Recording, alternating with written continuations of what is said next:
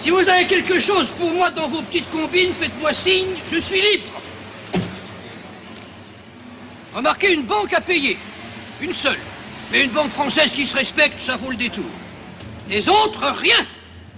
Quitus Kabaoui, quitus Flanquet, quitus la Toussaint, quitus tous. Ils ne doivent rien, ils ne paieront rien. L'honneur au chaud, les fonds en Suisse, au bord du lac. D'ailleurs, j'y vais, bientôt il n'y aura plus de place. Mais monsieur Grésillot, qui gagne 33 milliards, 33, sera payé recta. Monsieur Grésillot sera payé par l'État. La France paiera. Le libéralisme extravagant, ça se paie. Vive l'impôt, monsieur.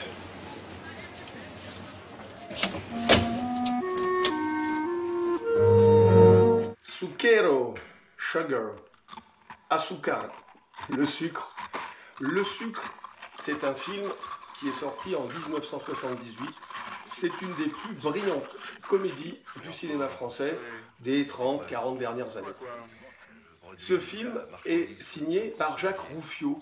C'est un cinéaste qu'on a un peu oublié et qui a pourtant signé quelques chefs-d'œuvre, notamment 7 morts sur ordonnance et le dernier film de Romy Schneider, La Passante du Sans Souci.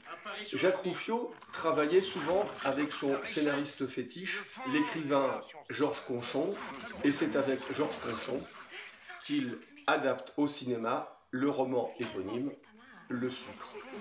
Que raconte le sucre? Le sucre raconte, à travers ce produit qui est un produit de première nécessité, sous les allures d'une comédie, ce film démonte tous les mécanismes boursiers et prend l'exemple d'un petit porteur, un petit actionnaire qui veut faire fructifier le montant de sa retraite, en l'occurrence un petit provincial qui est marié à une pharmacienne dans le centre de la France. Ce personnage un peu falot est interprété par Jean Carmé. Et donc, à travers ce personnage, on va voir comment le grand capitalisme fonctionne. C'est une critique acerbe du libéralisme débridé, du capitalisme sauvage, du casino bancaire. Comment cela fonctionne et quels sont les personnages qui manipulent les ficelles de ce grand théâtre financier. Pour jouer cette comédie enlevée, il fallait tout de même des acteurs de haut vol. Et Jacques Rouffio les a en la personne de Gérard Depardieu, qui joue le rôle d'un trader. Il joue le rôle d'un personnage qui n'est pas trop regardant sur la moralité, qui roule dans la farine ses clients et dont le seul but est d'avoir des commissions sur les actions qu'il va vendre à des poires. En l'occurrence, la poire, c'est Jean Carmé. Ce film a une saveur particulière quand on connaît la relation d'amitié très forte, presque filiale, qui unissait Gérard Depardieu et Jean Carmé, et cela donne lieu à des morceaux de bravoure. Gérard Depardieu appelant constamment dans le film Jean Carmé mon Didi, on imagine qu'il devait l'appeler peut-être comme ça dans la vie, tellement son jeu est naturel. C'est un film savoureux, d'une drôlerie complète, on ne s'y ennuie pas une seule seconde, il y a quand même une moralité, et puis il y a aussi d'autres acteurs qui servent cette comédie avec brio. Il s'agit notamment de Claude Pieplu, qui a une scène mémorable où il stigmatise dans un dialogue très brillant tout ce système boursier qui veut la mort du petit porteur, bien évidemment. Et autre comédien aussi qui porte merveilleusement cette comédie, il s'agit de Roger Hanin.